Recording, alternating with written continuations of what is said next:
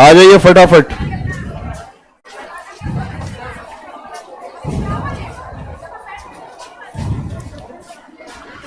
सदाचार और लोकाचार में क्या अंतर है? सारे प्रश्न क्या होता है, जो सदाचार क्या होता है, लोकाचार क्या होता है। इस दुनिया में जो आचरण किया जाता है उसको कहते हैं लोकाचार।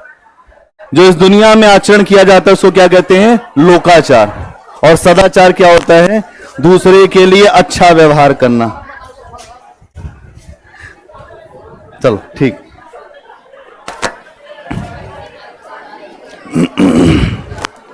तो सदाचार और जो लोकाचार में अंतर पता चला। क्या होता है लोकाचार? जो इस दुनिया में जो भी हम लोग नियम करते हैं, लोकाचार जैसे कोई भी सामाजिक क्रिया करना, वो लोकाचार हो गया। और सदाचार मतलब अच्छा आचरण सबके लिए करना, वो सदाचार हो गया।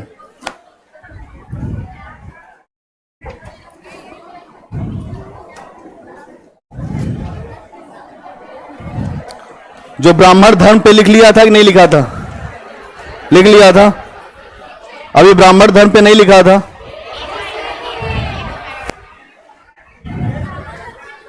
हाँ, एक अभिलेख लिखना है इसी में, ब्राह्मण धर्म पे ही एक अभिलेख लिखना है।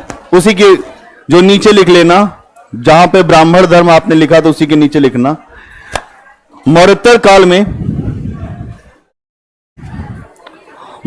काल में मोरा अभिलेख मिलता है। मोरा अभिलेख मौर्योत्तर काल में मोरा अभिलेख मिलता है। मोरा अभिलेख मिलता है।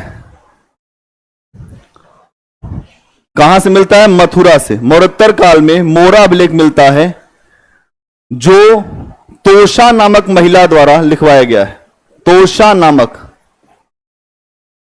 नामक महिला द्वारा लिखवाया गया है। जो तोषा नामक महिला द्वारा लिखवाया गया है। तोषा नामक महिला द्वारा लिखवाया गया है। इसमें मौर्योत्तर काल में मोरा अभिलेख मिलता है मथुरा में, जो तोषा नामक महिला द्वारा लिखवाया गया है। इसमें पंचवीरों की सूचना मिलती है। पंचवीर, इसमें पंचवीरों की सूचना मिलती है। इसमें पंचवीरों की सूचना मिलती है। पंचवीर का मतलब क्या है? 5 देवता। कितने देवता? इसमें आपको दिखाई देंगे 5 देवता, जिसमें पंचवीरों की सूचना मिलती है। तो 5 देवता में कौन कौन है? एक दिखाई देंगे बलराम। कौन दिखाई देंगे? बलराम। और इन्हीं का एक नाम मिलता है संकर्षण। क्या नाम मिलता है? संकर्षण। एक देवता आपको दिखाई देंगे यहीं पे वासुदेव। कौन दिखाई देंगे? वासुदेव।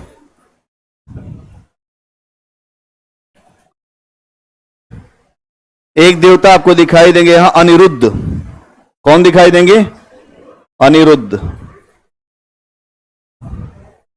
एक दिखाई देंगे आपको प्रद्युम्न। क्या दिखाई देंगे? प्रद्युम्न। कौन? प्रद्युम्न।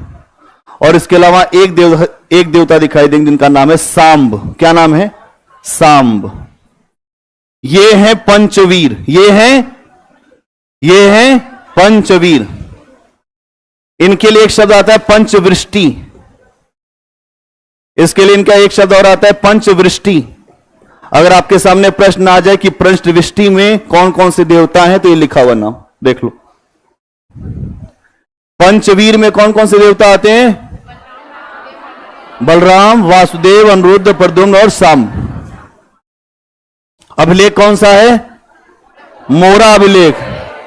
किसका अभिलेख है? तोषा ने लिखवाया। किसने? तोषा। किस काल का है? मौर्योत्तर काल का। अगला पॉइंट बनाएंगे, मौर्योत्तरकालीन समाज। हो गया? इसको जल्दी करो।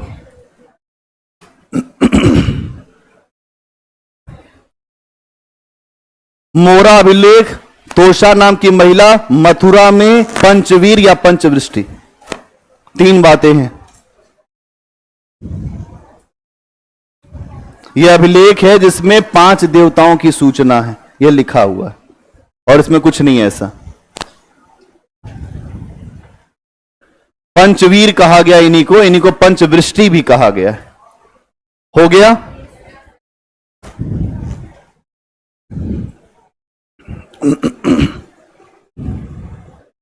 मरणोत्तरकालीन समाज, एक दो लाइन लिख दो। इस काल में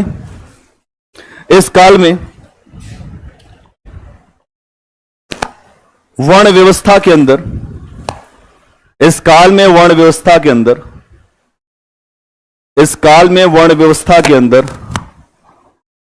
तनाव दिखाई देने लगता है। इस काल में वर्ण व्यवस्था के अंदर तनाव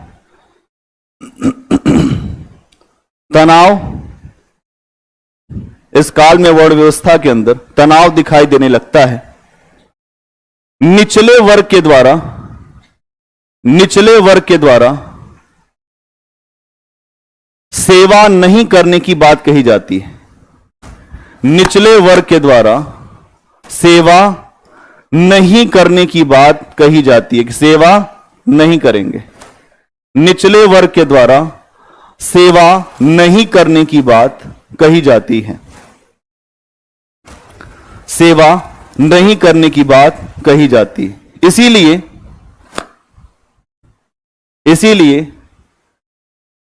ब्राह्मण धर्म में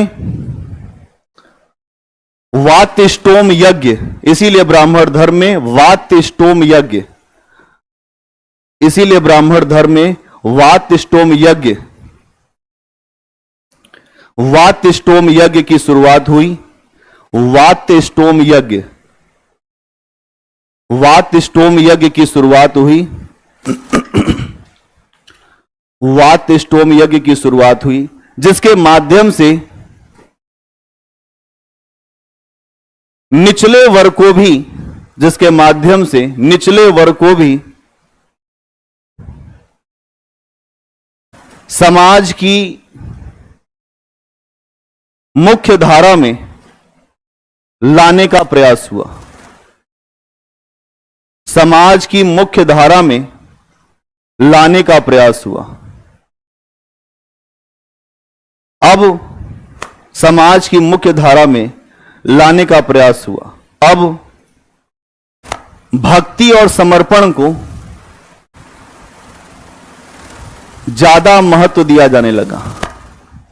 अब भक्ति और समर्पण को ज्यादा महत्व दिया जाने लगा। भक्ति और समर्पण को ज्यादा महत्व दिया जाने लगा। ठीक है, भक्ति और समर्पण को ज्यादा महत्व दिया जाने लगा। भक्ति और समर्पण को ज्यादा महत्व दिया जाने लगा। यज्ञ और कर्मकांड को, एक लाइन और लिख दो, यज्ञ और कर्मकांड को, यज्ञ और कर्मकांड को कम स्थान दिया गया। यज्ञ और कर्मकांड को कम स्थान दिया गया। कम स्थान दिया गया। अगली हेडिंग बनाएंगे गुप्त काल।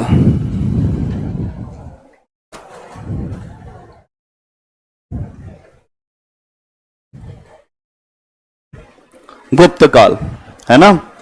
और गुप्त काल में हम लोग देखेंगे कि गुप्त काल में इसका समय क्या है। 319 एडी से 500 जो 50 एडी का समय है। 319 से 550 एडी का समय जो है वो गुप्त काल का है। ईस्वी का समय है। अगर आप देखते हैं तो ये समय आपको दिखाई देगा जो गुप्त काल का। इसमें आप देखते हैं कि जो गुप्त काल को जानने के लिए सबसे पहले हम लोग क्या देखते हैं, स्रोत क्या है। क्या देखेंगे सबसे पहले, स्रोत क्या है।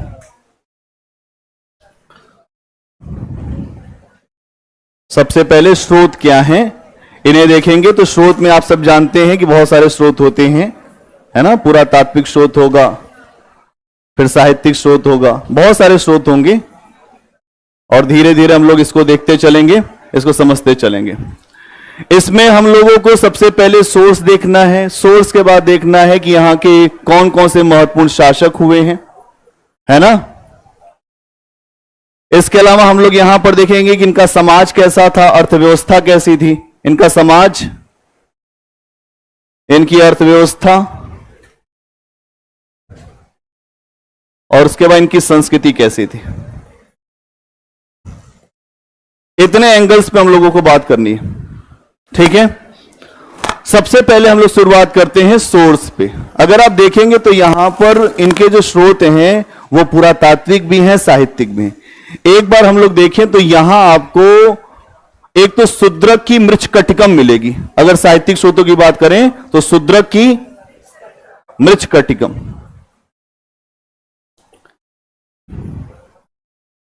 शूद्रक की मृच्छकटिकम मिलेगी, जो मृच्छकटिकम पुस्तक है। इसके अलावा आप देखते हैं कि यहां पर कालिदास के द्वारा भी बहुत सारे ऐसे सोर्स मिलेंगे जिनसे जो उनकी रचनाएं हैं उनसे भी जानकारी मिलेगी, है ना। कालिदास के बहुत सारे सोर्स आपको मिलेंगे। यहां आप देखेंगे कि कालिदास और उनकी रचनाएं, एक सोर्स मिलेगा कालिदास की जो रचनाएं हैं, कालिदास की रचनाएं, है ना। इस समय आपको कालिदास की रचनाएं भी दिखाई देंगी। इसके अलावा और क्या दिखाई देगा आपको, यहां आप देखेंगे कि जो विक्रम शौर्यम इनकी रचना है कालिदास की, विक्रम शौर्यम। फिर क्या है, मालविकाग्न मित्रम। इसके अलावा रघुवंशम, है ना, और अभिज्ञान शाकुंतलम।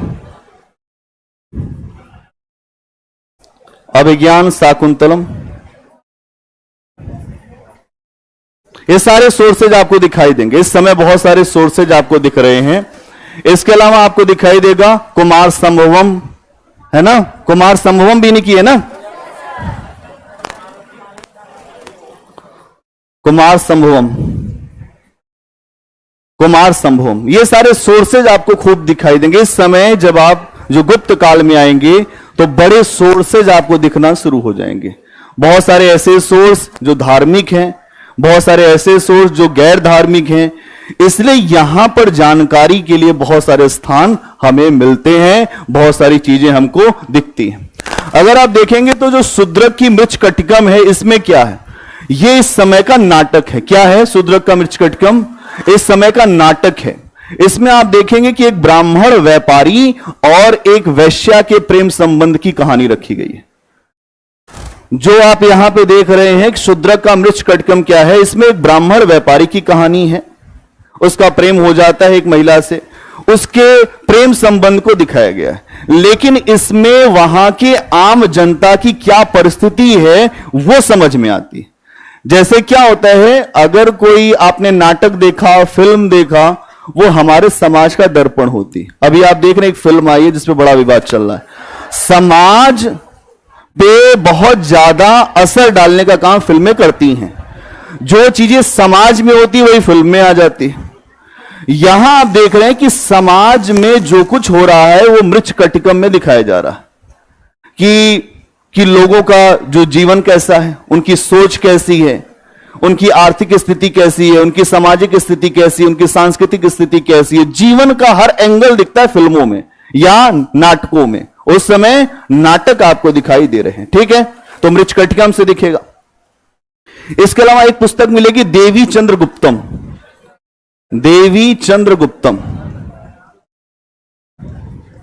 है ना, देवी चंद्रगुप्तम। यह पुस्तक किसकी? विशाख दत्त की।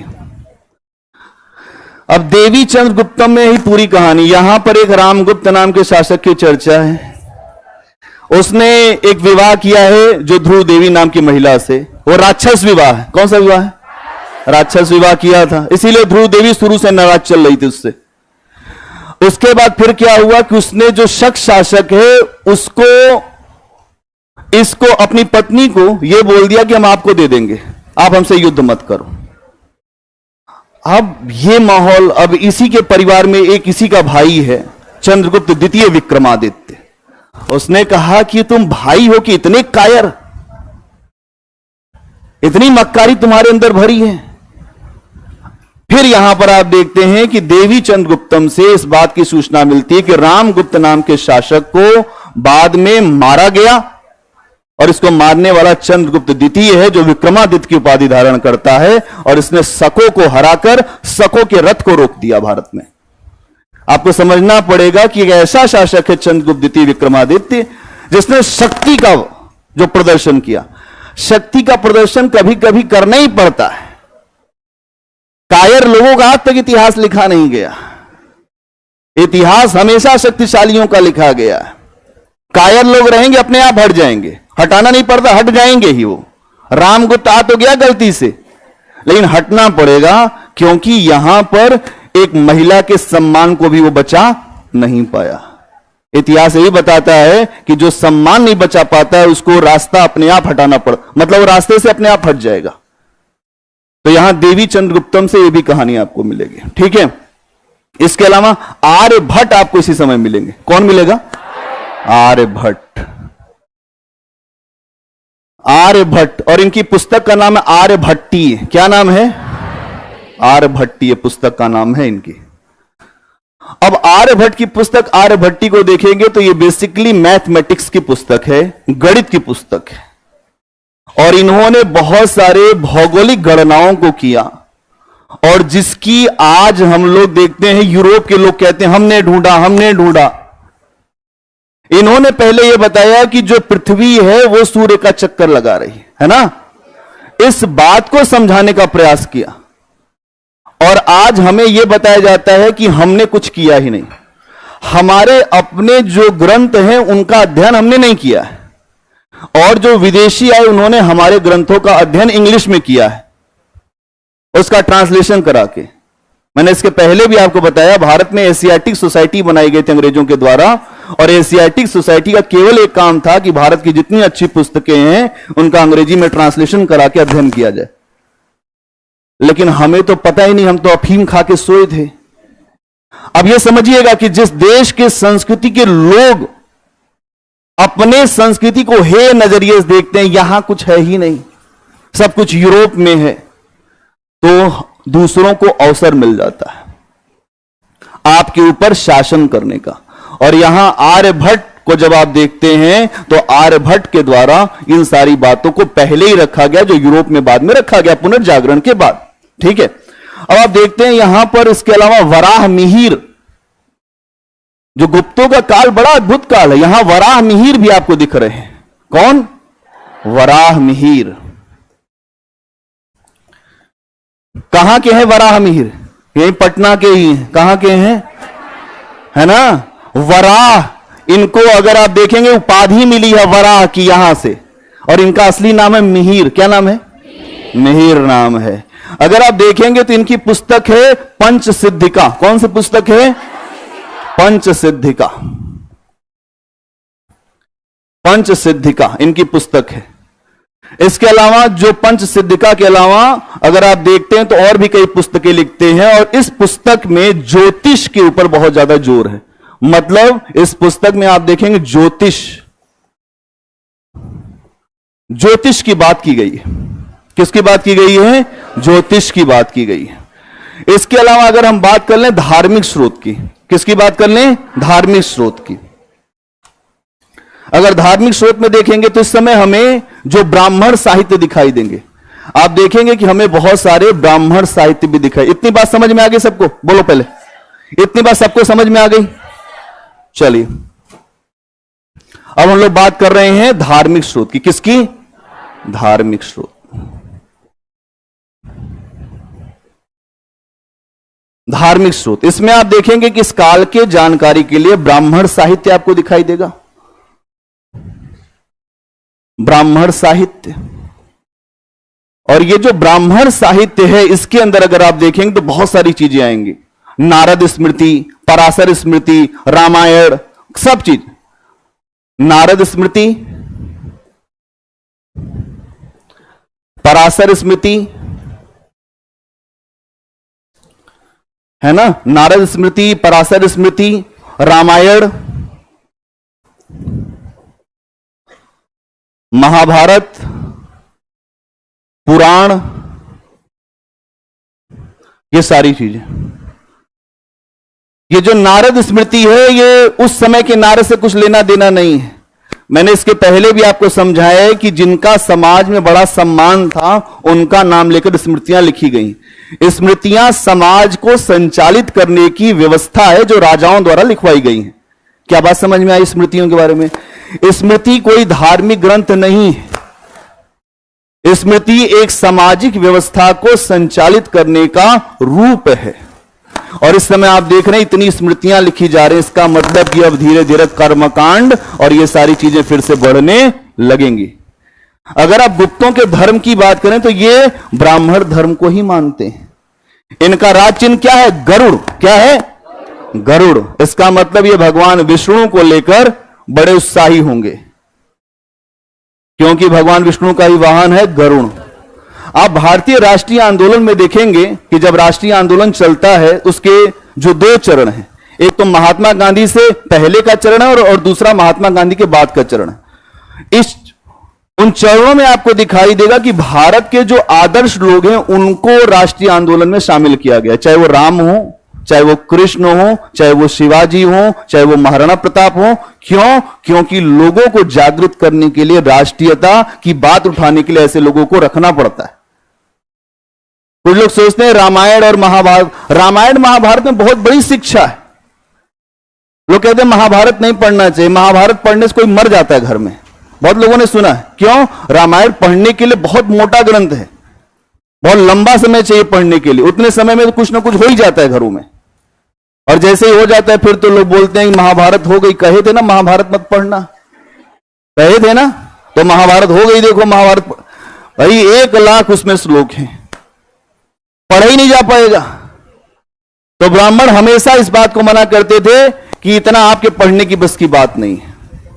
तो यहां आप देखेंगे कि ये सारे धार्मिक ग्रंथ हैं जिनसे धर्म की बात कम है, समाज के संचालन की बात ज्यादा है। क्या है? ज्यादा है। इसके अलावा अगर हम बात करें पुरातात्विक स्रोत की, पुरातात्विक स्रोत, पुरातात्विक स्रोत का मतलब क्या है? जो अभिलेख होंगे, है ना, जो सिक्के होंगे। तो यहां आप देखेंगे कि आपको समुद्रगुप्त के खूब सिक्के मिलेंगे, आपको समुद्रगुप्त के सिक्के मिलेंगे। कहीं वो वीणा बजाता होगा, है ना, वीणा बजाते हुए। इसका मतलब वो संगीत भी है और युद्ध का भी बहुत बड़ा प्रेमी है। अभी आपके सामने समुद्रगुप्त आएगा। समुद्रगुप्त ने हाहाकार मचा दिया जब वो आया। तो इस समय दक्षिण और उत्तर के अधिकतर राज्यों को जीत लिया, कोई उसके सामने नहीं आया। अगर उत्तर भारत में आर्यावर्त के जो बहुत सारे जो राज्य हैं और जो दक्षिण भारत के बहुत सारे राज्य हैं, सभी राज्यों को जीतने के बाद वहां अलग अलग नीतियों को वो लेकर आता है। अलग अलग नीतियों का मतलब क्या है? उत्तर भारत के राज्य सीधे नियंत्रण में और दक्षिण भारत के राज्य ग्रहण मोक्षानुग्रह की नीति के तहत। ग्रहण मोक्षानुग्रह, इसका मतलब क्या है कि पहले आपको ग्रहण करेंगे, फिर आपको मोक्ष देंगे और उसके बाद अनुग्रह करके टैक्स लेंगे। क्या करेंगे? पहले आपको हरा देंगे, उसके बाद आप इस बात को मान लीजिए कि हम शक्तिशाली हैं, आप हमको टैक्स देते रहिए, हम आपको सीधे नहीं मिलाएंगे। और इस नीति का जिसने भी पालन किया इतिहास में, वो लंबे समय तक शासन किया। इस नीति को जिसने पालन नहीं किया उसका विनाश हो गया। अलाउद्दीन खिलजी ने भी यही किया था, औरंगजेब के समय में आप अकबर ने भी यही किया था। औरंगजेब का दिमाग पागल हो गया था। औरंगजेब ने कहा कि मेरे सामने एक भी सत्ता नहीं चलेगी। आ गया दक्षिण भारत में, उत्तर भारत में विरोध हो गया। उत्तर भारत में सारे राज्य अलग होने लगे। मोहम्मद बिन तुगलक के समय में भी यही समस्या आई। उसने दक्षिण भारत में सीधा कुछ कंट्रोल करने का प्रयास किया। आप समझिए, दक्षिण को सीधे कंट्रोल करने के चक्कर में कई राज्यों ने अपनी अस्मिता खो दिया है। समुद्रगुप्त ऐसा शासक हुआ है जिसने पहली बार इस बात को समझा कि दक्षिण को सीधे नियंत्रण में नहीं करना होगा। दक्षिण के साथ अपने वैवाहिक संबंध तो बहुत सारी नीतियों को लेकर आता है। कन्योपनयन, कि वहां की लड़कियों से विवाह करना और उनसे एक अपना वैवाहिक संबंध स्थापित करके जीवन को बेहतर कर लेना कि वो हमारे करद राज्य बन जाए। क्या बात समझ में आ रही है? तो समुद्रगुप्त के सिक्के, इसके अलावा प्रयाग प्रशस्ति, प्रयाग प्रशस्ति हरिसेन के द्वारा लिखी गई है ना। ये प्रयाग प्रशस्ति, इसमें समुद्रगुप्त की विजयों के बारे में सूचना है, इसने ये किया, इसने ऐसा किया, यहां जीत के आया। इसके अलावा स्कंदगुप्त का भीतरी अभिलेख, कौन सा? स्कंदगुप्त का भीतरी अभिलेख।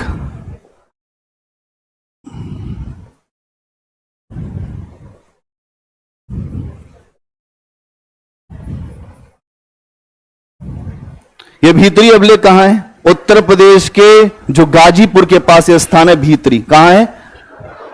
गाजीपुर में भीतरी है।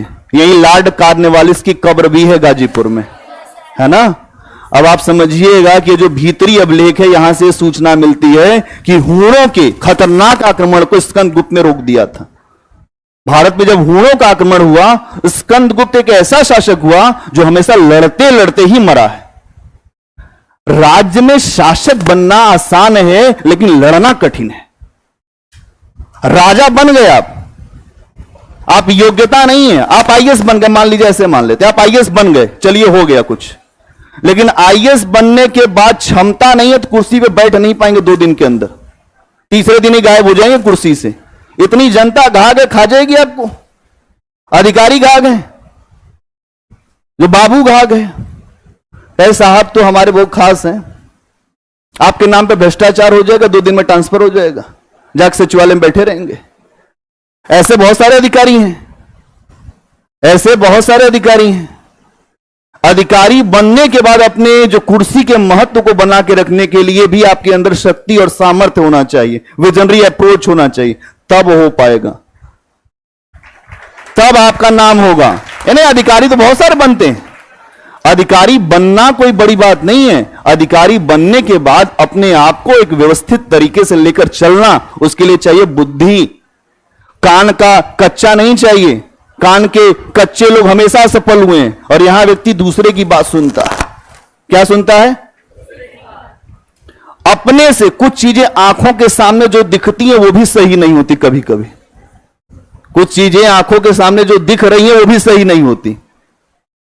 इसीलिए हमने कहा शायदवाद, शायद कह के बात करिए, हो सकता है कि कोई और एंगल हो उसमें। यहां क्या है, हमने तो देखा है, आंखों से देखा, कैसे झूठ हो सकता नहीं। यहां इस बात को समझना पड़ेगा कि हमने अपने को, अपनी दृष्टि को बदलना पड़ेगा, और दृष्टि बदलेंगे तो नजारे बदल जाएंगे, उसके बाद हमारी सोच बदल के सामने आएगी। आइए आगे आ जाइए। जो गुप्तों की राजनीति कैसी थी, उनका प्रशासन कैसा था, इसको लिख ले इतना, उसके बाद आगे बढ़े। इसको इतना लिख लेते हैं, फिर आगे बढ़ते हैं। हेडिंग बनाइए, स्रोत। हेडिंग बनाइए, गुप्त काल, समय 319 ईस्वी से। गुप्त काल हेडिंग बनाइए, गुप्त काल, समय 319 ईस्वी से 550 एडी।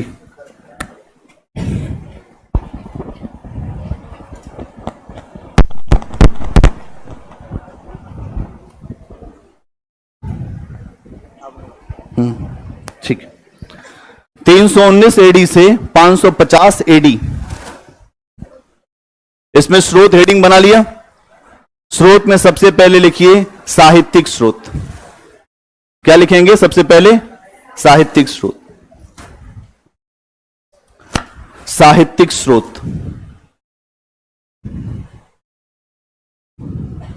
कहीं लिखा होगा, साहित्यिक स्रोत। सबसे पहले साहित्यिक स्रोत, और साहित्यिक स्रोत में भी सबसे पहले लिखेंगे गैर धार्मिक साहित्यिक स्रोत। क्या लिखेंगे? गैर धार्मिक साहित्यिक स्रोत। साहित्यिक स्रोत, फिर उसमें लिखिए गैर धार्मिक साहित्यिक स्रोत। गैर धार्मिक साहित्यिक स्रोत। अब इसमें लिखिए, इसमें कालिदास और उनकी रचनाएं आती हैं। इसमें कालिदास और उनकी रचनाएं आती हैं। कालिदास इस समय के, इसमें कालिदास और उनकी रचनाएं आती हैं। कालिदास इस समय के, कालिदास इस समय के महान कवि कालिदास इस समय के महान कवि, नाटककार, महान कवि नाटककार थे, महान कवि नाटककार थे। इनकी प्रमुख रचनाओं में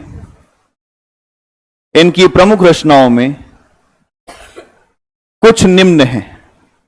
इनकी प्रमुख रचनाओं में कुछ निम्न है। विक्रम शौर्यम, विक्रम शौर्यम, विक्रम शौर्यम, मालविकाग्न मित्रम, विक्रम शौर्यम, मालविकाग्न मित्रम, वहां लिखा हुआ सब देखते जाओ। मालविकाग्न मित्रम, रघुवंशम, रघुवंशम, अभिज्ञान शाकुंतलम, अभिज्ञान शाकुंतलम, कुमार संभवम, कुमार संभवम, मेघदूतम,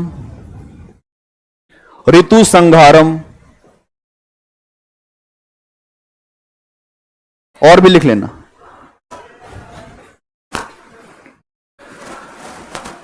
कुमार संभवम, मेघदूतम, ऋतु संहारम, ऋतु संहारम आदि।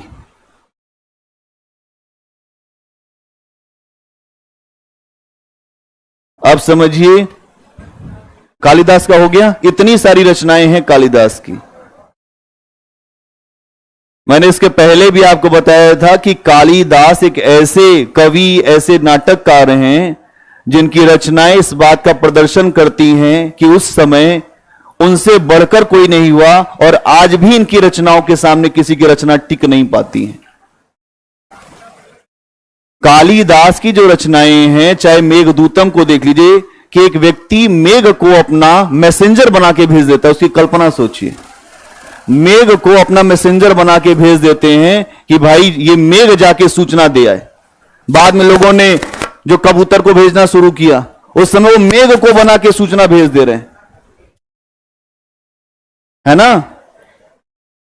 इनके बारे में बड़ी अच्छी कविता नागार्जुन की है। अगर आप जो बादल को घिरते देखा, बादल को घिरते देखा है, उसके शीतल तुहिन कड़ों को श्याम सरोवर के उन स्वर्णिम कमलों पर गिरते देखा है।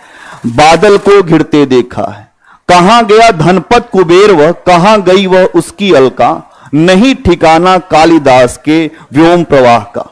ढूंढा बहुत पर मिला कहीं वह, ना जाने वो बरस पड़ा होगा यहीं कहीं पर। जाने दो वह कवि कल्पित था, मैंने तो भीषण जाड़ों में नभ चुंबी कैलाश शीर्ष पर महामेघ को गरज गरज भिड़ते देखा है, बादल को घिरते देखा है। यहां समझिएगा, कालिदास कोई सामान्य व्यक्ति है ही नहीं। कालिदास जब लिखते हैं तो हल्के लोग वैसे उड़ जाएंगे। विलियम शेक्सपियर तो उनके सामने कहीं टिकते ही नहीं है, उनकी कविता में इतना है नहीं दम। कालिदास कितनी रचनाएं, एक भी रचना कभी आपके पास अभी तो पढ़ नहीं पाएंगे। नौकरी वोकरी मिलेगी तब आप थोड़ा प्रयास करिएगा तो आपको समझ में आएगा कि कालिदास किस चिड़िया का नाम है ना। अभी तो आपको समझ में आता है ऐसे ही होंगे लोग, ऐसे नहीं है, ये सब महान लोग हैं। अगला पॉइंट बनाइए, शूद्रक की मृच्छकटिकम। शूद्रक की मृच्छकटिकम कहीं लिखा है? हाँ, ये लिखा। अगला पॉइंट बनाइए, शूद्रक की मृच्छकटिकम। शूद्रक की मृच्छकटिकम,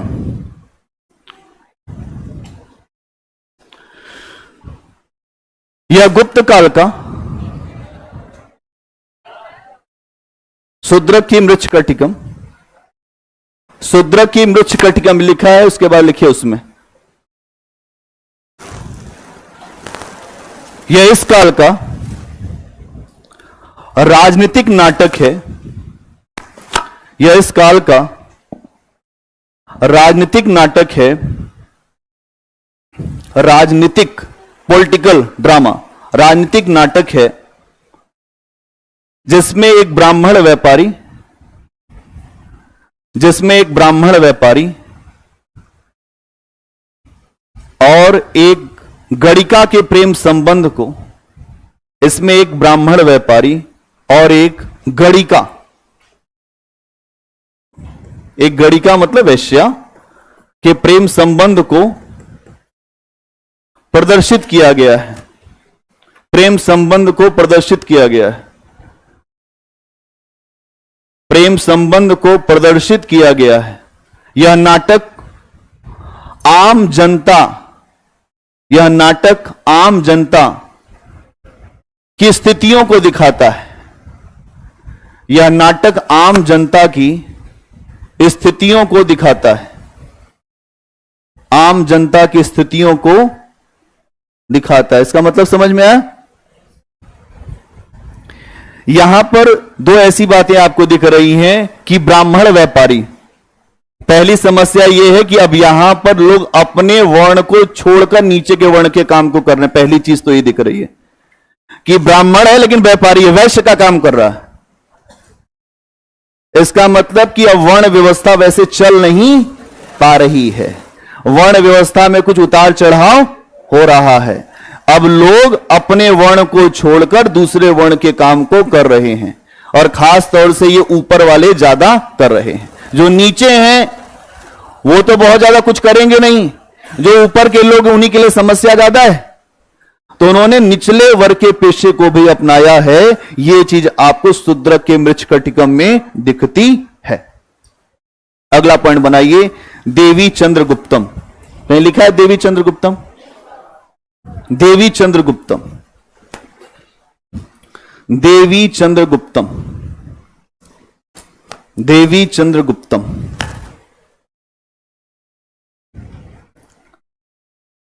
देवी चंद्रगुप्तम किसकी रचना है?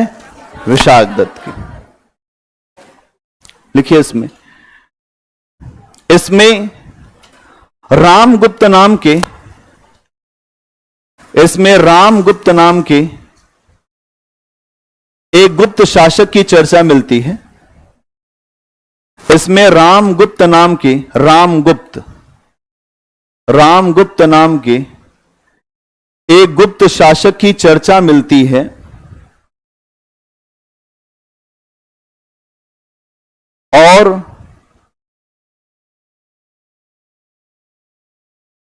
और चंद्रगुप्त द्वितीय के द्वारा, और चंद्रगुप्त द्वितीय के द्वारा, सेकंड चंद्रगुप्त द्वितीय के द्वारा शकों पर विजय की, चंद्रगुप्त द्वितीय के द्वारा, चंद्रगुप्त द्वितीय के द्वारा शकों पर विजय की सूचना भी मिलती है। सूचना भी मिलती है। तो रानी कौन सी है? क्या नाम है? क्या नाम है? देवी। तो वो आपको लिखने की जरूरत है नहीं, है ना? ध्रुव देवी नाम है ना? कहीं कहीं ध्रुव देवी मिलता है, कहीं कहीं उसका नाम देवी मिलता है। वहीं ब्रैकेट में लिख दीजिए ध्रुव देवी है रानी। तो लिखवा दूं? नहीं, लिख दो वहीं पे ध्रुव देवी। हाँ क्या?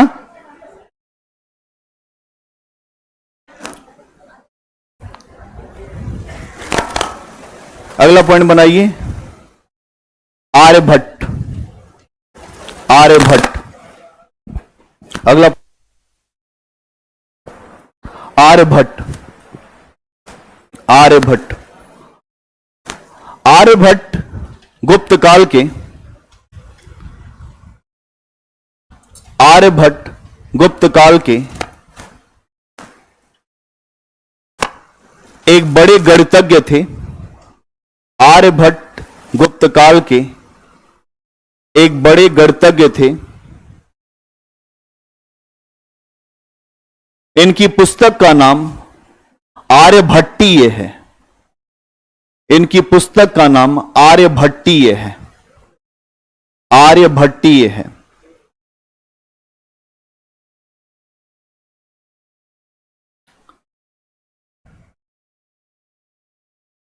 अगला पॉइंट बनाइए,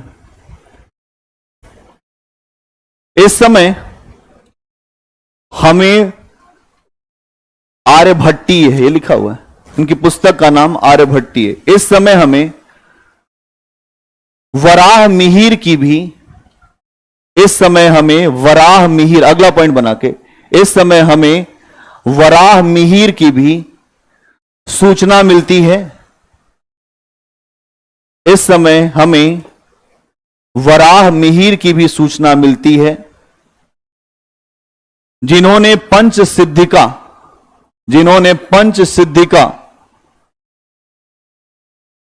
यहां लिखा हुआ है पंच सिद्धिका, जिन्होंने पंच सिद्धिका, वो वहां लिखा है, देखो, पंच सिद्धिका नामक पुस्तक लिखी, पंच सिद्धिका नामक पुस्तक लिखी।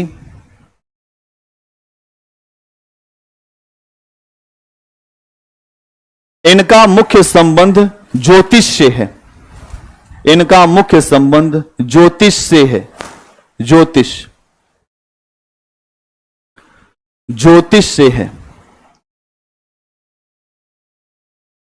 इनका मुख्य संबंध ज्योतिष से। इसी समय एक व्यक्ति मिले हैं वात्सायन, और उनकी पुस्तक है कामसूत्र। क्या नाम है? लेकिन यहां पर आपने इसमें देखेंगे कि इस पुस्तक में बहुत सारी जानकारी दी गई है कि जैसे संगीत क्या होता है, नृत्य क्या होता है, चित्रकला क्या है, प्रेम के बारे में भी। कामसूत्र में एक ही बात आपको समझ में आती होगी, लेकिन यहां पर और भी कई चीजें हैं, है ना। एक लाइन और लिख दीजिए, वात्सायन का कामसूत्र, ये भी यहीं पे लिख दीजिए, वात्सायन की पुस्तक है कामसूत्र, और इसमें कुछ बातें एक दो लाइन में लिख दीजिए। वात्सायन की कामसूत्र, वात्सायन की कामसूत्र, ये पुस्तक है, इसमें लिखें। इसमें लोगों को गृहस्थी की जानकारी दी गई है, इसमें लोगों को गृहस्थी कि अपना परिवार कैसे चलाएंगे, इसमें लोगों को गृहस्थी की जानकारी दी गई है। इसके अंतर्गत संगीत, इसमें लोगों को गृहस्थी की जानकारी दी गई है। इसके अंतर्गत संगीत, चित्रकला, नृत्य, संगीत, चित्रकला, नृत्य, डांस और प्रेम जैसे विषय दिखाए गए हैं। इसके अंतर्गत संगीत, चित्रकला, नृत्य और प्रेम जैसे विषय दिखाए गए हैं, प्रेम जैसे विषय दिखाए गए, प्रेम जैसे विषय दिखाए गए। अगला पॉइंट बनाइए, धार्मिक स्रोत। धार्मिक स्रोत, ये गैर धार्मिक वाला हो गया, अब लिखिए धार्मिक स्रोत। इस समय हमें जानकारी के लिए कई प्रकार के ब्राह्मण साहित्य दिखाई देते हैं।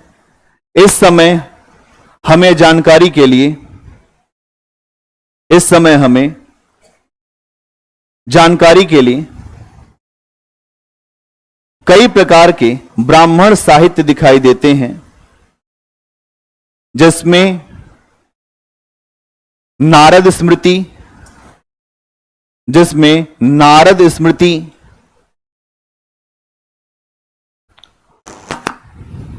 जिसमें नारद स्मृति, पराशर स्मृति, पराशर,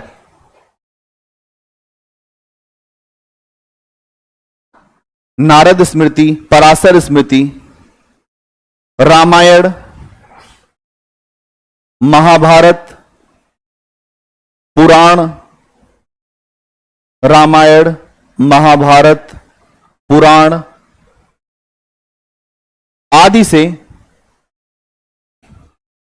इस काल की जानकारी मिलती है, आदि से इस काल की जानकारी मिलती है,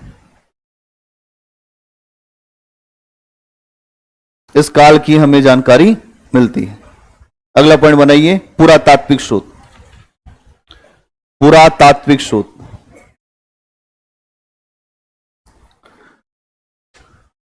इसके अंतर्गत पुरातात्विक स्रोत, पुरातात्विक स्रोत,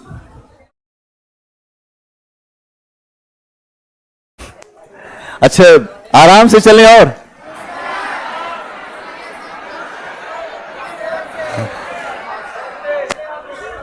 पुरातात्विक स्रोत,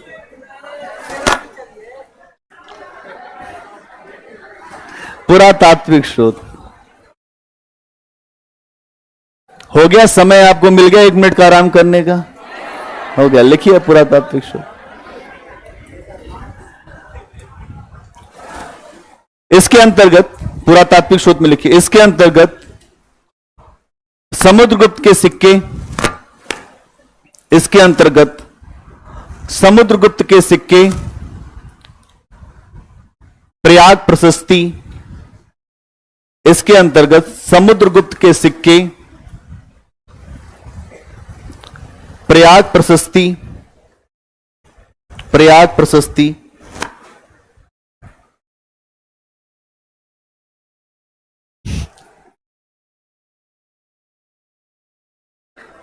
प्रयाग प्रशस्ति हरिशेन की रचना है। प्रयाग प्रशस्ति, स्कंदगुप्त का भीतरी अभिलेख,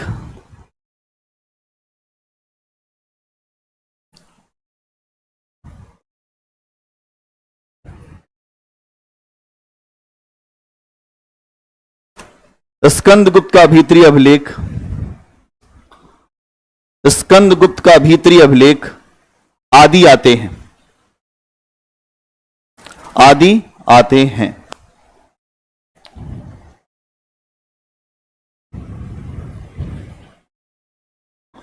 अब यहां की बात हो गया ये,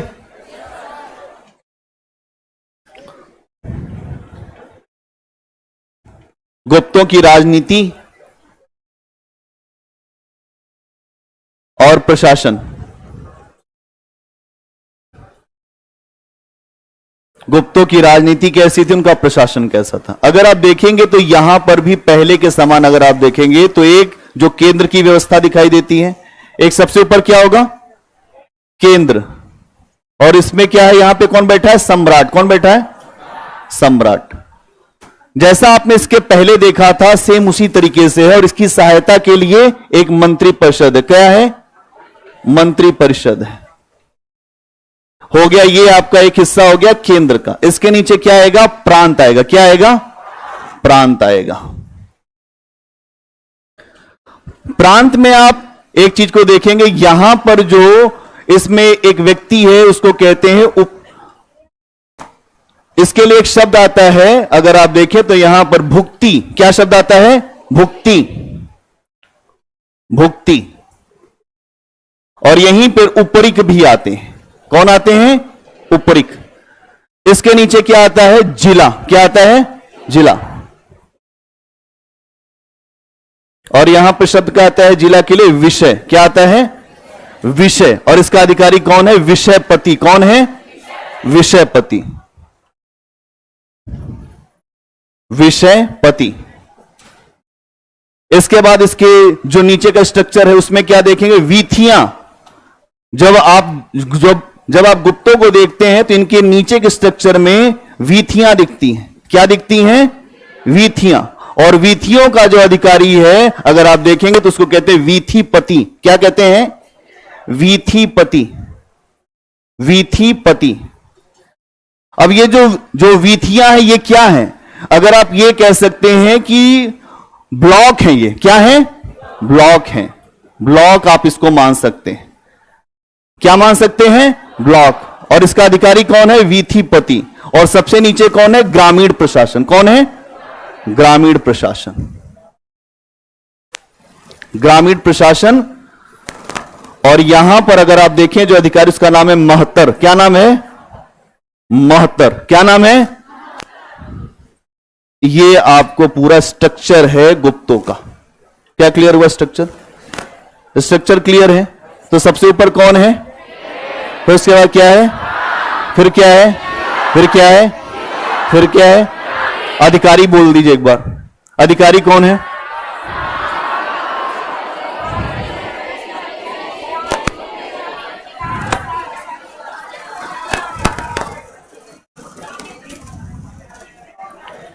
अब इसको ऐसे ही बना लो, इसको ऐसे ही बना दो, इसको ऐसे ही बना दो, फिर इसके आगे लिखते चलेंगे। इसको ऐसे ही स्ट्रक्चर खींच लो एक बार। एक स्ट्रक्चर ये है जो गुप्तों के प्रशासन का स्ट्रक्चर, ये इसको ऐसे ही एज इट इज बना दीजिए। इसको एज इट इज ऐसे ही बना दीजिए।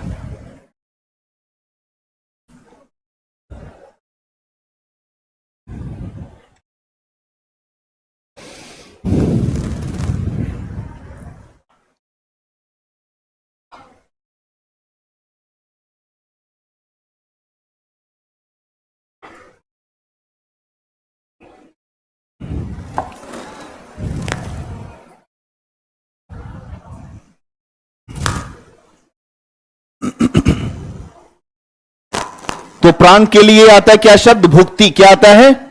हां, प्रांत के लिए शब्द क्या आता है? भुक्ति। और भुक्ति का अधिकारी कौन है? उपरिक। कौन है? उपरिक।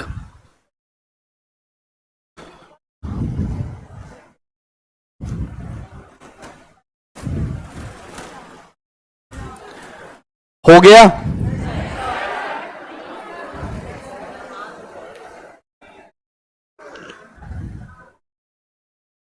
अपने शक्ति सामर्थ्य का परिचय दीजिए आप लोग।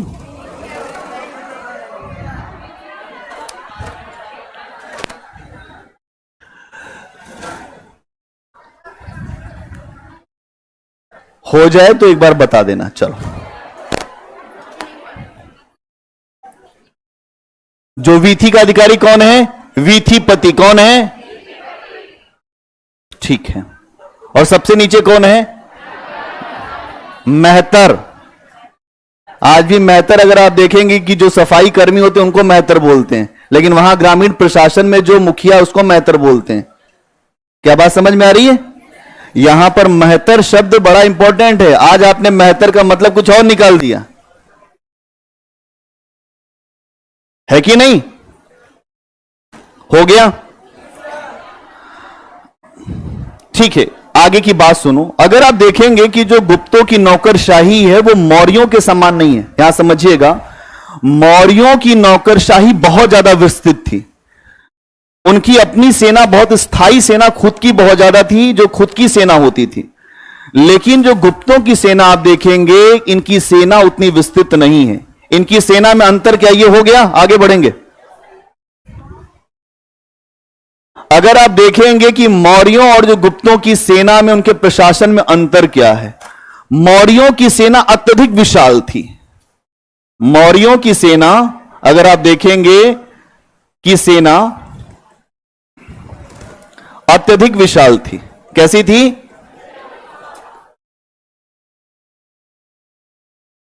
लेकिन जो गुप्तों की सेना है वो अत्यधिक विशाल नहीं है। पहली बात, इनकी सेना अत्यधिक विशाल नहीं, और अत्यधिक विशाल नहीं। और दूसरी बात, इनकी सेना सामंतों की सेना से मिलकर बनी है। किससे बनी है? सामंतों की सेना से मिलकर बनी है। इसीलिए इनके बाद सामंतवाद भारत में आएगा। ध्यान समझ लो।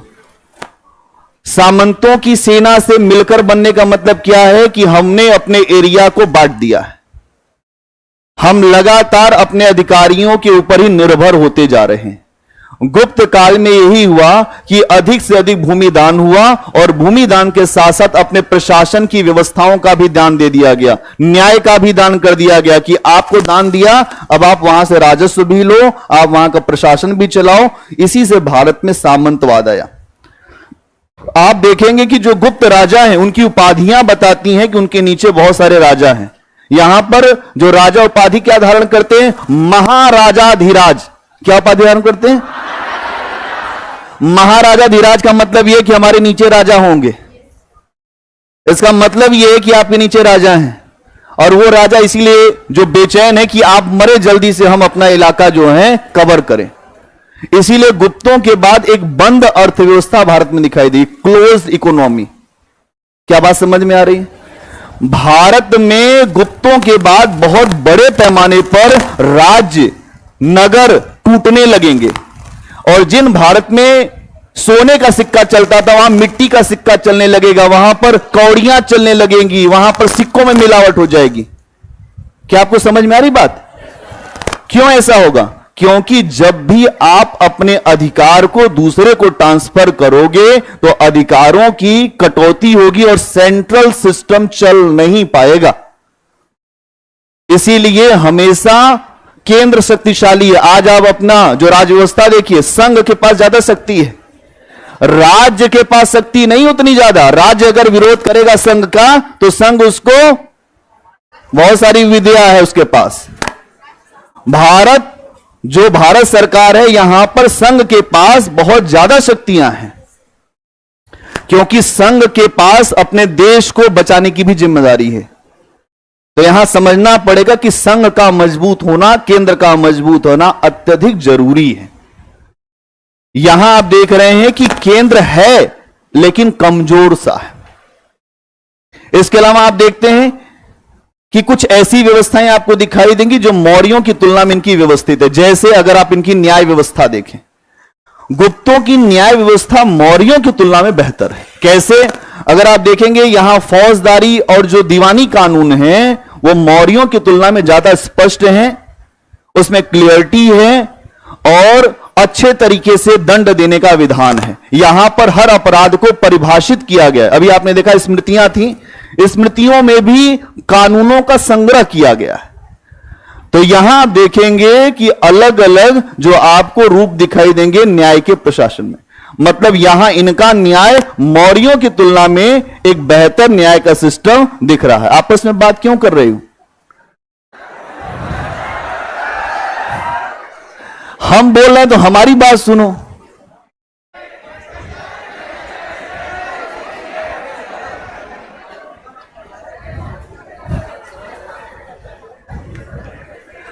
तो बात समझ में आई?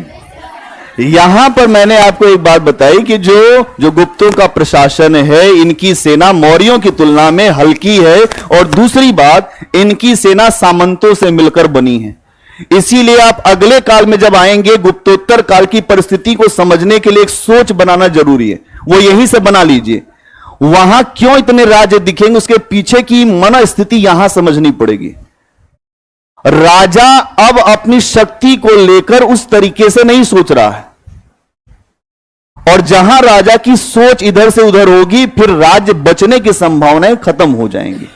यहां आपको इस बात को भी स्वीकार करना पड़ेगा। दूसरी बात, यहां पर जो गुप्तों की राजस्व व्यवस्था है वो मौर्यों की तुलना में हल्की है। मौर्यों का राजस्व का सिस्टम बहुत अच्छा था, वहां पर स्ट्रक्चर बहुत बढ़िया दिखाई देगा, लेकिन गुप्तों का राजस्व का सिस्टम उनकी तुलना में बेहतर नहीं था, हल्का था।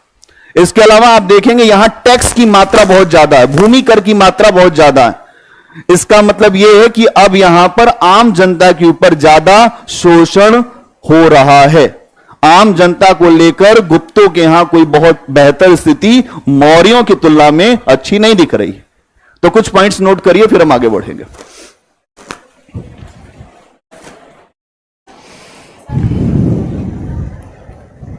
क्या है?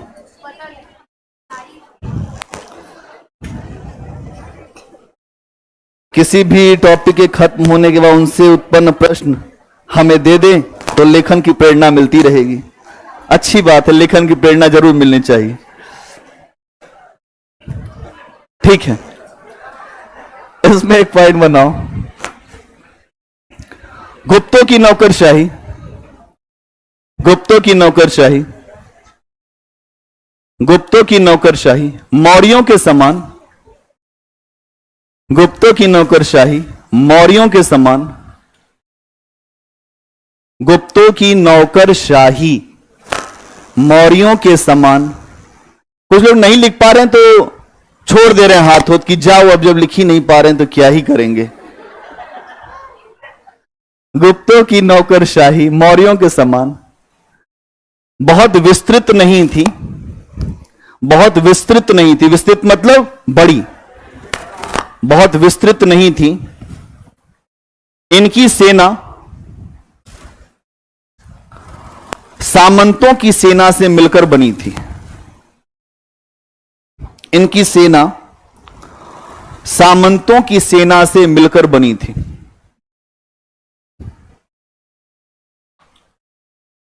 सामंतों की सेना से मिलकर बनी थी। अगला पॉइंट, गुप्तों की न्याय व्यवस्था, गुप्तों की न्याय व्यवस्था मौर्यों की तुलना में, गुप्तों की न्याय व्यवस्था मौर्यों की तुलना में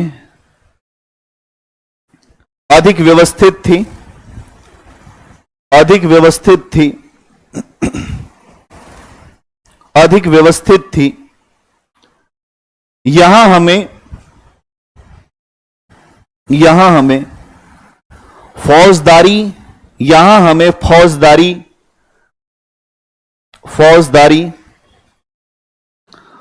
और दीवानी मामले,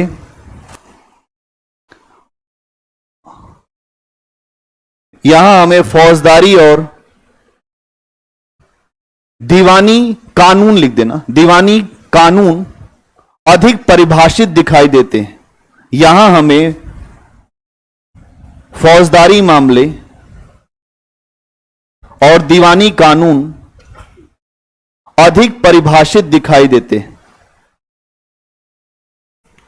अधिक परिभाषित दिखाई देते हैं। मतलब यहां पर स्पष्ट किया गया है कि फौजदारी कानून में और क्या क्या आ सकता है, दीवानी कानून में और क्या क्या आ सकता है।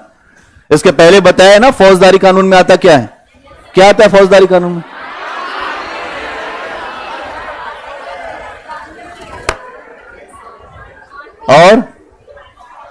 और इसमें दीवानी में क्या आएगा?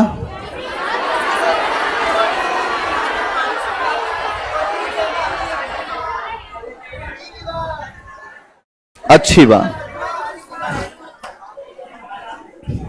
चलिए अगला पॉइंट बनाइए। गुप्तों की कर व्यवस्था, अगला पॉइंट, गुप्तों की कर व्यवस्था, गुप्तों की कर व्यवस्था, गुप्तों की कर व्यवस्था एवं राजस्व प्रशासन, गुप्तों की कर व्यवस्था एवं राजस्व प्रशासन मौर्यों की तुलना में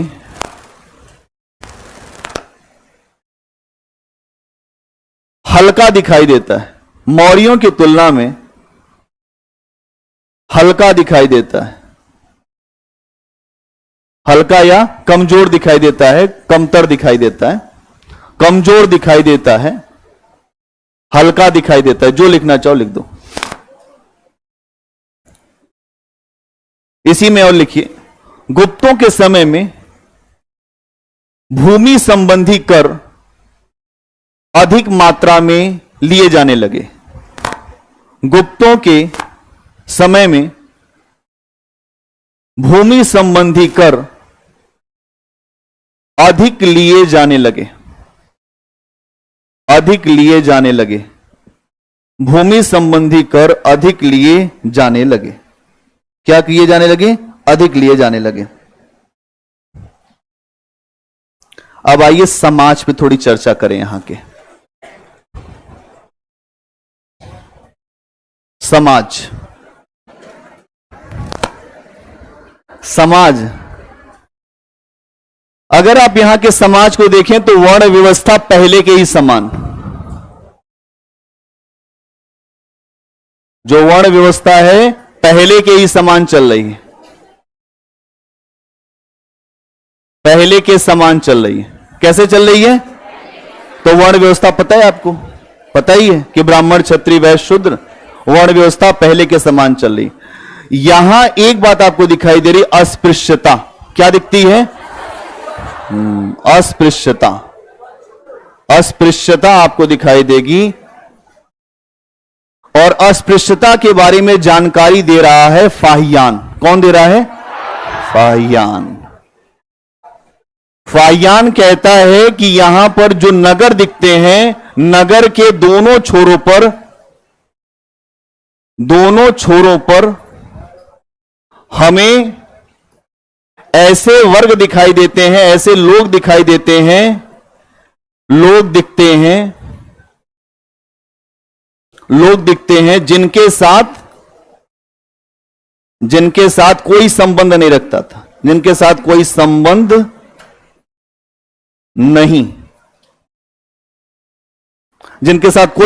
नहीं रखता था। अब समझिए बात, इसका मतलब यह कि भारत में अस्पृश्यता को मजबूती से एक विदेशी व्यक्ति भी बता रहा है कि भारत में अस्पृश्यता रही है।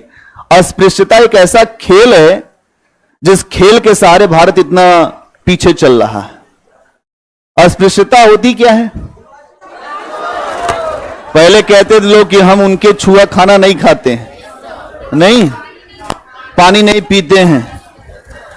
और जब गांव में भोज होता है तो पहले वो आते हैं जो पंडित जी खा चले जाते हैं, फिर उसके बाद वो आते हैं छतरी खाएंगे, फिर ये खाएंगे, फिर ये खाएंगे।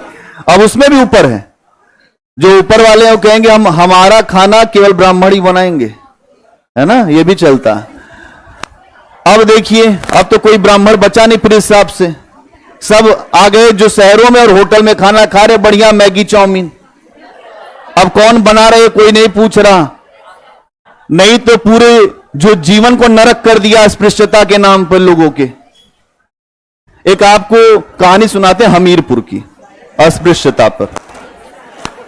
उत्तर प्रदेश में एक हमीरपुर, एक स्थान है हमीरपुर जो डिस्ट्रिक्ट है, वहां की कहानी सुनाते हैं अस्पृश्यता पर, छुआछूत पर क्या मामला होता है। भारत में जब मुसलमानों का आगमन हुआ और जब मुसलमान आ गए सत्ता में 1192 के बाद, मोहम्मद गोरी और कुतुबुद्दीन ऐबक, जब दिल्ली सल्तनत स्थापित हो गई तो अलग अलग हिस्सों में इस्लाम का प्रसार हुआ। और इस्लाम का जब प्रसार हुआ तो कुछ ऐसे स्थान थे, तो यहां पर मौलवियों ने एक बात समझ लिया था कि यहां के जो पुरोहित हैं, जो ब्राह्मण हैं, ये बड़े आडंबर वाले लोग हैं। यहां पर अगर कोई विदेशी है अपने आप समझ जाएगा, इनके साथ एक दो दिन बात करेगा तो कहीं पहले दूर हटो, वो खुद ही समझ जाएगा इनका मामला क्या है। तो मौलवियों ने पहले 2-3 दिन एक गांव में डेरा डाला और वहां के जो पुरोहित थे उनका निरीक्षण किया कि पुरोहित कैसे एक्टिविटी करते। तो वहां पर एक था कुआं, उस गांव में एक था कुआं, और वहां से केवल उच्च वर्ग के लोग ही पानी ले सकते थे। बहुत पहले, अभी 10-20 साल पहले यही नियम था कि हायर क्लास ही पानी लेता था, वही लोग वहां पर ऊपर से पानी दे देते थे, लोग लेके चले जाते थे। अब वहां पर देखा कि जितने जो ब्राह्मण थे उन्हीं को पानी मिलता था, वही पानी लेते थे और सबसे पहले नहाते थे, उसके बाद अपना जो भगवान को याद करते रहते थे और किसी को देखते नहीं थे ब्राह्मण, अपना चुपचाप गए चुपचाप आए। धर्म यही था। और इसका मतलब फिर आगे आप देखिए, खूब कर्मकांड करना, धर्म का मतलब यही था। धीरे धीरे ये चीज बहुत ज्यादा बढ़ती गई। उन लोगों ने ये देखा तो मौलवियों ने जाकर उस कुएं में 2 रोटी खा के डाल दिया। क्या किया? कहा कि आपका धर्म तो यही है, आइए धर्म पे। अब धर्म अंदर का होता तो बच जाता, अब इनका धर्म था बाहर का। अब मामला फंस गया और उनको उठा ले गए पुरोहित जी को अपने साथ। कहे अब तुम रहोगे, मैंने चलो हमारे साथ। पुरोहित चले गए। 4 दिन बाद उनको छोड़ा पुरोहित को।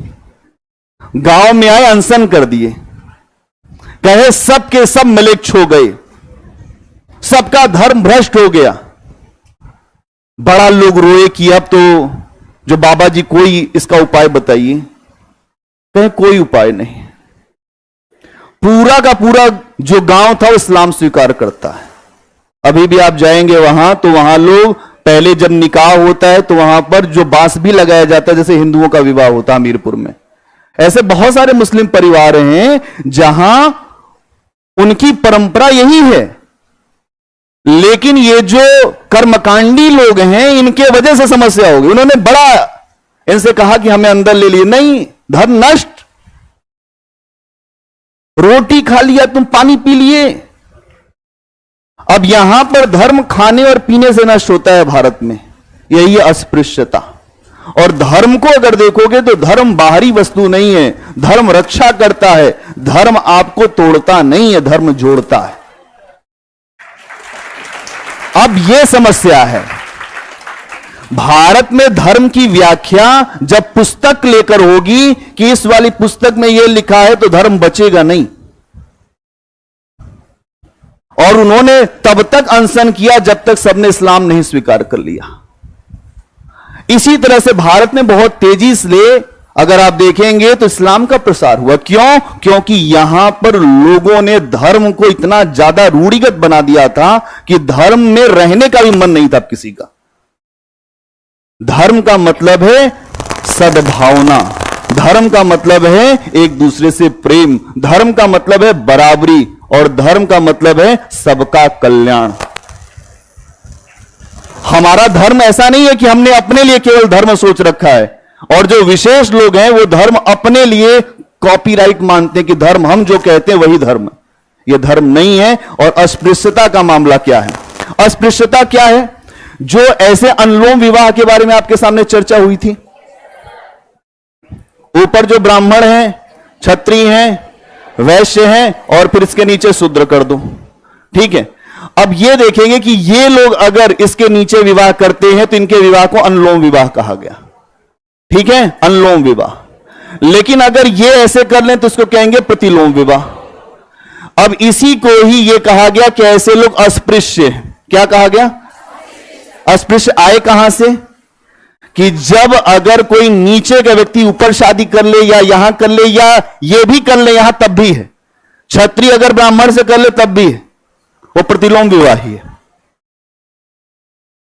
अब प्रतिलोम विवाह का मतलब है कि इनके बच्चों को समाज में स्वीकार्यता नहीं होगी। आप नियम बनाएंगे केवल अपने पक्ष में, और पूरी दुनिया पागल है। पूरी दुनिया इसीलिए है पागल, इसीलिए अब कोई नहीं सुन रहा ब्राह्मणों की।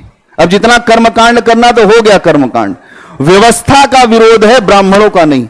व्यवस्था खराब है, उसका विरोध लगातार होगा। व्यवस्था खराब है, उसका विरोध लगातार किया जाएगा। तो यहां अस्पृश्यता क्यों आई, इसके पीछे की बात समझ गए? चलिए, इसके अलावा और क्या दिखाई देता है? समाज में दास व्यवस्था बहुत तेजी से बढ़ रही है, यह भी इस समय दिखाई देगा।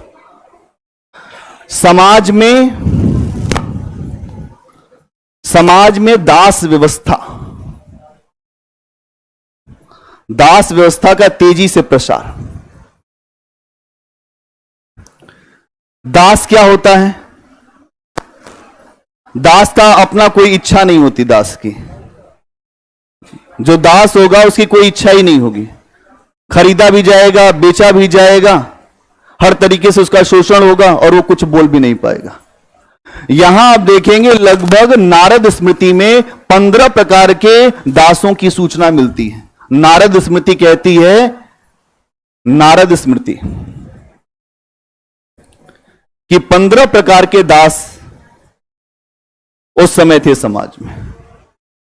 15 प्रकार के दास थे, अलग अलग प्रकार के। जो पानी भरने वाला अलग, खाना बनाने वाला अलग, खेती करने वाला अलग, फैक्ट्री में काम करने वाला अलग। पहले इंसानों की भी कोई कद्र नहीं थी। आपके पास है पैसा तो इतना सिक्का फेंकिए, 3 आदमी खरीद लाइए। आप सोचिए कि कितना समाज में बदलाव हुआ है। अंग्रेज यहां पर शिक्षा देने आए और भारत से बहुत बड़ी संख्या में लोगों को पकड़ के ले गए दास बनाकर, चाहे वो श्रीलंका में ले गए हों, चाहे अलग अलग देशों में ले गए हों, और सबको दास बनाकर ले गए। ये दास वाला सिस्टम बहुत खतरनाक। और यहां आपको दास प्रथा दिख रही है बड़े पैमाने पर इस काल में, जो गुप्त काल में दास प्रथा। इसके अलावा इसी समय से महिलाओं की स्थिति में भी बहुत तेजी से बदलाव हुआ। क्या हुआ? महिलाओं की स्थिति में बदलाव।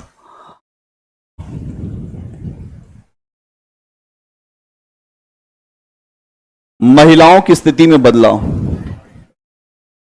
क्या बदलाव हो रहा है? क्या बदलाव हो रहा है?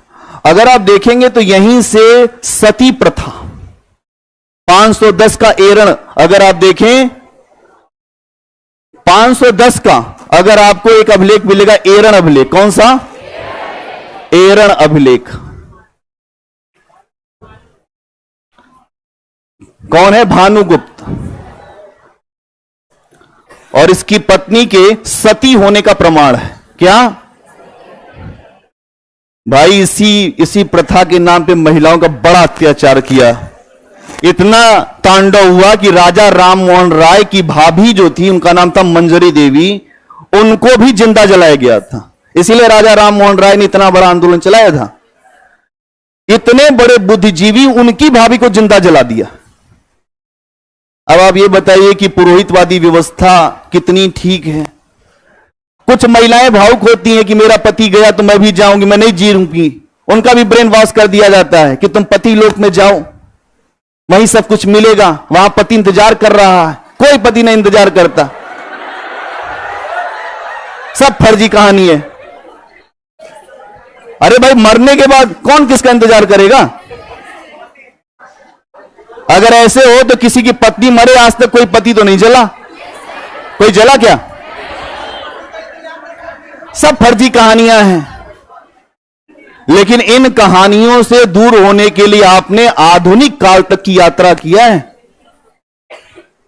इस समय की व्यवस्था आधुनिक काल में राजा राम मोहन राय के द्वारा जब लॉर्ड विलियम बेंटिक को समझाया गया, तब 3 प्रेसिडेंसियों में सती प्रथा बंद हुई, है ना? जो बंगाल में, मद्रास में और कलकत्ता में।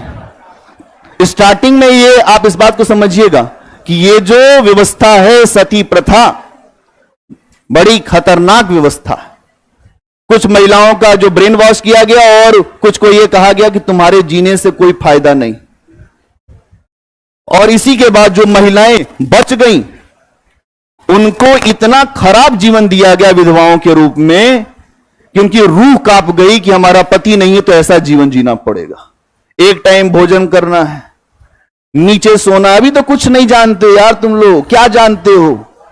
कुछ नहीं जानते हो। अभी तो स्थिति बता देंगे, हालत खराब हो जाएगी तुम्हारी।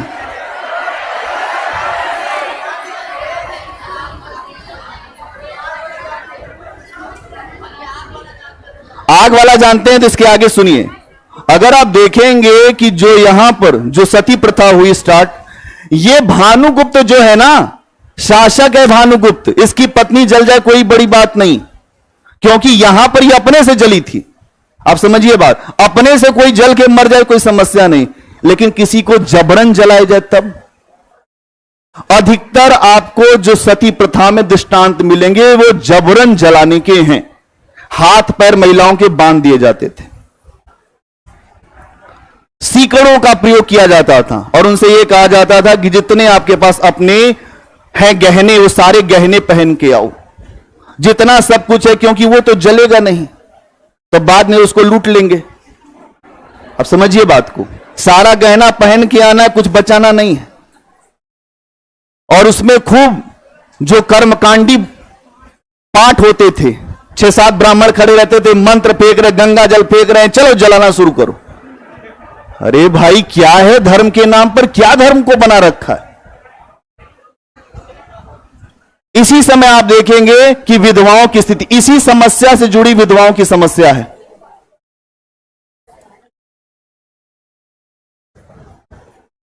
अगर ऐसी महिला कोई आ गई कि जो बच गई, उसका जीवन इतना खतरनाक कर दिया, एक टाइम भोजन, कोई भी धार्मिक आयोजन में नहीं जा सकते, अकेले रहना है, चटाई पे सोना है, और उसमें क्या खाना है? साग खाना। इस पे बहुत सारी मूवी भारत में बनी है, चोकर वाली एक मूवी बनी थी, वाटर, कई मूवियां हैं इस पे, जो बाल विधवाओं पे मूवियां हैं। अभी यहां पर एक चीज और आपको दिखाई देगी, बाल विवाह। क्या दिखाई देगा?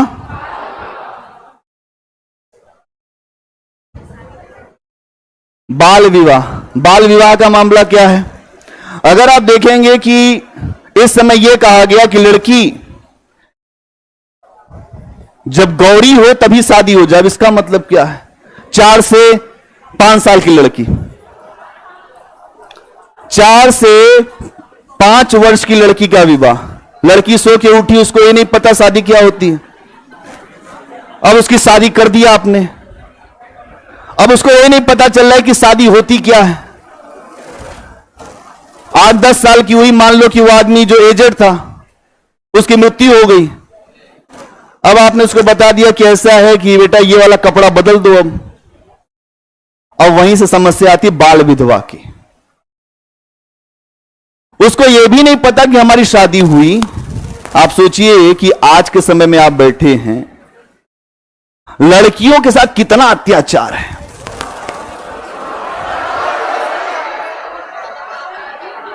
इतना अत्याचार आज तक किसी पे नहीं हुआ होगा। हवाई बात नहीं है, पूरे इस पे जो प्रमाण है विथ फैक्ट बात कर रहे हैं कि ऐसे नहीं कि ऐसे ही बात हो जाएगी। अब देखिए एक चीज और निकल के आती है, देवदासी प्रथा। आइए देवदासी पे मामला, यह और खतरनाक व्यवस्था, यह और खतरनाक व्यवस्था है दक्षिण भारत में। देवदासी प्रथा क्या मामला है? ब्राह्मणों ने कहा ऐसा है कि आपके घर में जो लड़कियां हैं उनका दान मंदिर को कर दीजिए। क्यों दान कर दीजिए? तो कुछ लोग, हमारे यहां की जनता जो बहुत अशिक्षित थी, वो अपना परलोक बनाने के लिए अपनी लड़कियों का दान मंदिरों को कर देती थी। क्या करती थी? मंदिरों में लड़कियों का दान। और वो लड़कियों का दान होता था, फिर लड़कियों का विवाह देव मूर्तियों से हो जाता था। किससे हो जाता था? अभी यहां पर यह था ही, अब एक और मामला ले आए कि देव मूर्तियों से विवाह हो गया। फिर ब्राह्मणों ने कहा, वहां पे जो पुरोहित थे, कहे कि इनको डांस करना होगा, क्योंकि देवता यहां पे डांस देखते हैं डेली।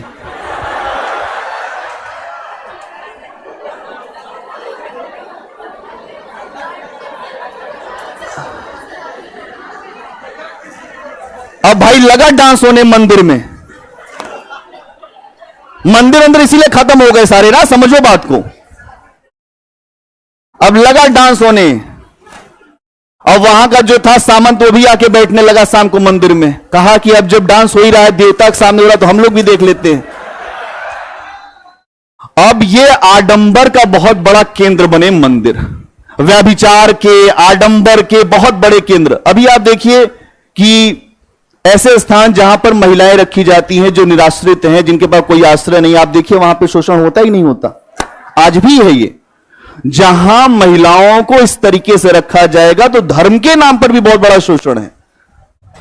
हमारा समाज बहुत रूढ़ियों से ग्रस्त है। देवदासी प्रथा, आपको अपना कल्याण करना है तो अपना दान क्यों नहीं करते हो भाई? लड़की का दान क्यों कर दिया? हां, यह भी बात उठनी चाहिए। उसका दान कर देते, लड़के का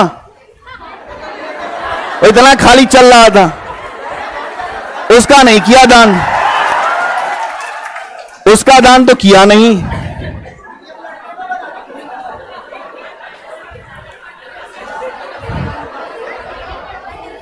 उसका दान क्यों नहीं किया,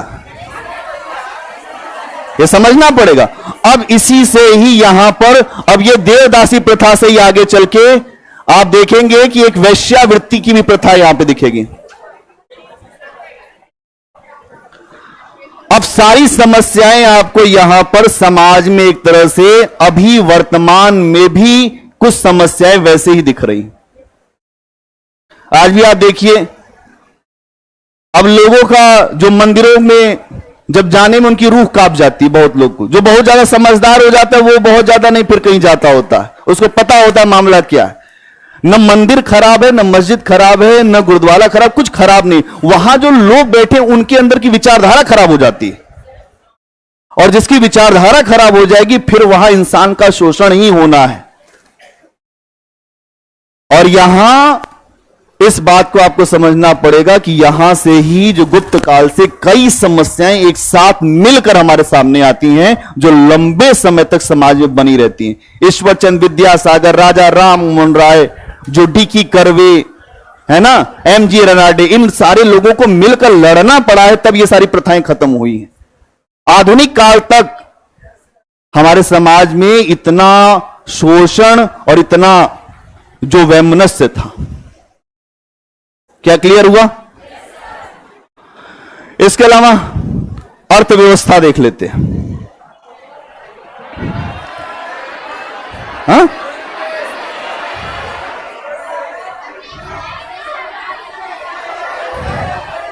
छुट्टी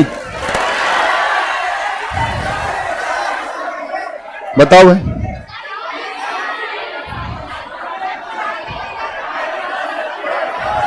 इसको लिखवा दें, इसको कर लो, जो जो समाज पहले लिख लो फिर छुट्टी करेंगे।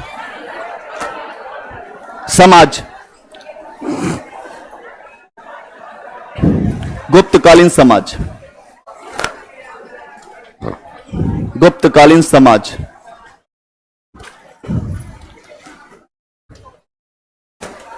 गुप्तकालीन समाज। इस समय पहला पॉइंट, इस समय वर्ण व्यवस्था, इस समय वर्ण व्यवस्था पहले के समान ही बनी रही। इस समय वर्ण व्यवस्था पहले के समान ही बनी रही, किंतु समाज में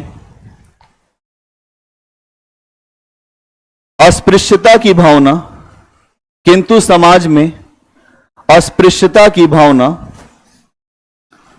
हमें दिखाई देती है, किंतु समाज में अस्पृश्यता की भावना हमें दिखाई देती है। इस बात की सूचना चीनी यात्री फाहियान भी देता है। इस बात की सूचना चीनी यात्री फाहियान भी देता है, चीनी यात्री फाहियान भी देता है। वह कहता है कि नगर के दोनों छोरों पर, वह कहता है कि नगर के दोनों छोरों पर, नगर के दोनों छोरों पर ऐसे लोग दिखाई देते हैं, नगर के दोनों छोरों पर ऐसे लोग दिखाई देते हैं जिनसे कोई संबंध नहीं रखता था, जिनसे कोई संबंध नहीं रखता था।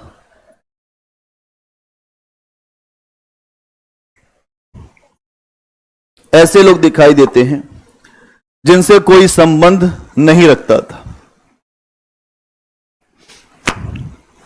अगला पॉइंट, इस समय समाज में दास व्यवस्था हमें और मजबूत दिखती है। इस समय समाज में दास व्यवस्था हमें और मजबूत दिखती है। दास व्यवस्था हमें और मजबूत दिखती है। इसकी सूचना नारद स्मृति से मिलती है। इसकी सूचना नारद स्मृति, वो लिखा हुआ है नारद स्मृति, इसकी सूचना नारद स्मृति से मिलती है। नारद स्मृति से मिलती है, जिसमें 15 प्रकार के दासों का, जिसमें 15 प्रकार के दासों का 15 प्रकार के दासों का वर्णन मिलता है। 15 प्रकार के दासों का वर्णन मिलता है। अगला पॉइंट, गुप्त काल में महिलाओं की स्थिति में बहुत, गुप्त काल में महिलाओं की स्थिति में बहुत गिरावट दिखाई देती है। गुप्त काल में महिलाओं की स्थिति में बहुत गिरावट दिखाई देती है। गिरावट दिखाई देती है। उदाहरण के लिए, इस समय हमें एरण अभिलेख दिखता है। इस समय, उदाहरण के लिए, हमें इस समय एरण अभिलेख, वहीं लिख देना 510 ईस्वी का एरण अभिलेख दिखता है, एरण अभिलेख दिखता है, एरण अभिलेख दिखता है 510 ईस्वी का, जिसमें सती प्रथा का उल्लेख मिलता है, जिसमें सती प्रथा का उल्लेख मिलता है, जिसमें सती प्रथा का उल्लेख मिलता है, सती प्रथा का उल्लेख मिलता है। इसके अलावा अगला पॉइंट, इसके अलावा इस समय बाल विवाह भी दिखने लगते हैं। इसके अलावा इस समय बाल विवाह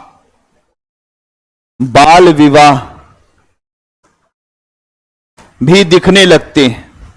वही ब्रैकेट में लिखिए गौरी, कि जब लड़की गौरी हो तभी शादी कर दीजिए। तो गौरी का मतलब है 4 साल की लड़की, 4 से 5 साल की लड़की को कहते हैं गौरी। अगर आपने जो देवी पूजन किया होगा तो उसमें जो लड़कियों का पूजन करते हैं वही लड़कियां होती हैं उसी एज की, उसको कहते हैं गौरी लड़की।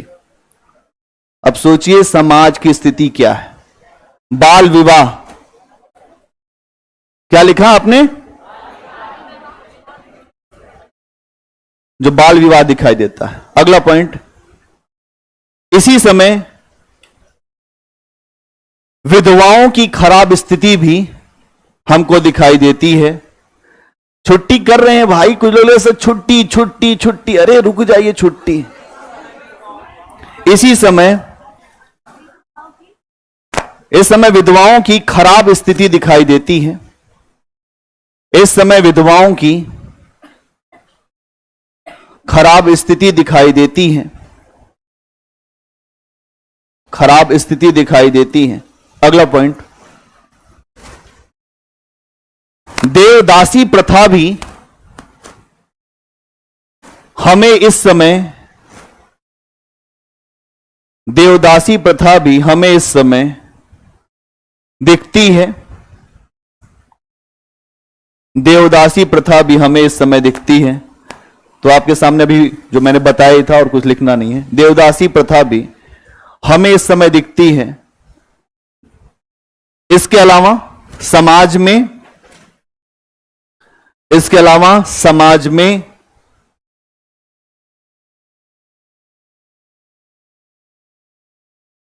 इसके अलावा समाज में वेश्यावृत्ति भी बढ़ती हुई दिखाई देती है। इसके अलावा समाज में वेश्यावृत्ति भी बढ़ती हुई दिखाई देती है।